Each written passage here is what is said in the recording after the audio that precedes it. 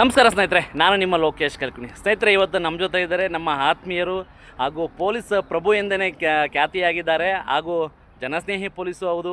ಸಾಮಾಜಿಕ ಒಂದು ಒಳ್ಳೆಯ ಕಾರ್ಯಕ್ರಮಗಳಲ್ಲಿ ಪಾಲ್ಗೊಳ್ತಾ ಇರ್ತಾರೆ, ಪರಿಸರ ಕಾರ್ಯಕ್ರಮಗಳಲ್ಲಿ ಪಾಲ್ಗೊಳ್ತಾ ಇರ್ತಾರೆ ಹಾಗೂ ರಕ್ತದಾನ ಶಿಬಿರಗಳಲ್ಲಿ ಇವರು ಬಹಳ ಅತಿ ಹೆಚ್ಚಾಗಿ ಗುರುತಿಸ್ಕೊಂಡಿದ್ದಾರೆ.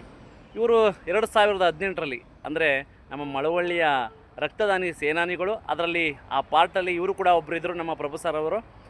2018ರಲ್ಲಿ 1072 ಯೂನಿಟ್ಗಳನ್ನು ತಾಲೂಕು ಮಟ್ಟದಲ್ಲಿ ಸಂಗ್ರಹಿಸಿ ರಾಜ್ಯದಲ್ಲಿ ಇತಿಹಾಸವನ್ನು ಬರೆದಂಥ ಒಂದು ಚಾರಿತ್ರ್ಯ ಇದೆ ನಮ್ಮ ಮಂಡ್ಯ ಜಿಲ್ಲೆ ಮಳವಳ್ಳಿ ತಾಲೂಕಿನಲ್ಲಿ.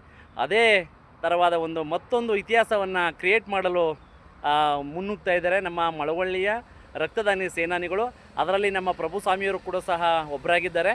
ಈಗ ಆ ರಕ್ತದಾನ ಶಿಬಿರ ಎಲ್ಲಿ ನಡೀತದೆ, ಯಾವಾಗ ನಡೀತದೆ ಅಂತೇಳಿ ಮಾಹಿತಿಯನ್ನು ಕೊಡ್ತಾ ಇದ್ದಾರೆ. ಬನ್ನಿ ಕೇಳೋಣ.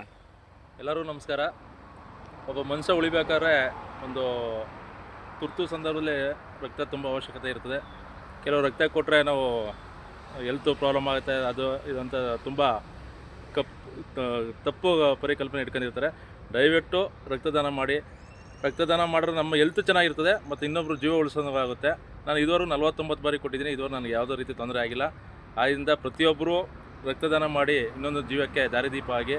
ಇದೇ ಆಗಸ್ಟ್ 15ರಂದು ನಮ್ಮ ಮಳವಳ್ಳಿ ಎಲ್ಲ ಯುವಕ ಮಿತ್ರರು ಮತ್ತು ಎಲ್ಲ ಸಂಘ ಸಂಸ್ಥೆಯರು ಮತ್ತು ಎಲ್ಲ ಇಲಾಖೆಯವರರು ಎಲ್ಲ ಒಗ್ಗೂಡಿ ನಾವು ಒಂದು ಐತಿಹಾಸಿಕ ರಕ್ತದಾನ ಶಿಬಿರವನ್ನು ಆಯೋಜಿಸಿದ್ದೇವೆ.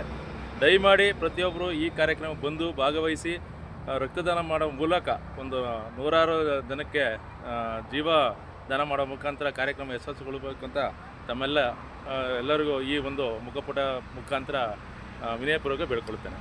ಸ್ನೇಹಿತರೆ, 2026 ಟಾರ್ಗೆಟ್ ಅವ್ರದ್ದು ಯೂನಿಟ್ ಅಷ್ಟು ರಕ್ತವನ್ನು ಸಂಗ್ರಹಿಸಬೇಕು ಅಂತೇಳಿ ಒಂದು ತಾಲೂಕು ಘಟ್ಟದಲ್ಲಿ ಮಳವಳ್ಳಿ ಟೌನಲ್ಲಿ ನಡೆಯುವಂಥದ್ದು ರೋಟರಿ ವಿದ್ಯಾಸಂಸ್ಥೆಯಲ್ಲಿ ಒಂದು ಸ್ಥಳವನ್ನು ಗುರುತಿಸಿದ್ದಾರೆ. ಅಲ್ಲಿ ರಕ್ತದಾನ ಶಿಬಿರ ನಡೀತದೆ. ತಾವೆಲ್ಲರೂ ಬನ್ನಿ, ನಾನು ಬರ್ತೀನಿ, ಹಾಗೆ ತಮ್ಮ ಸ್ನೇಹಿತರೆಲ್ಲರನ್ನು ಕರಿತೀನಿ.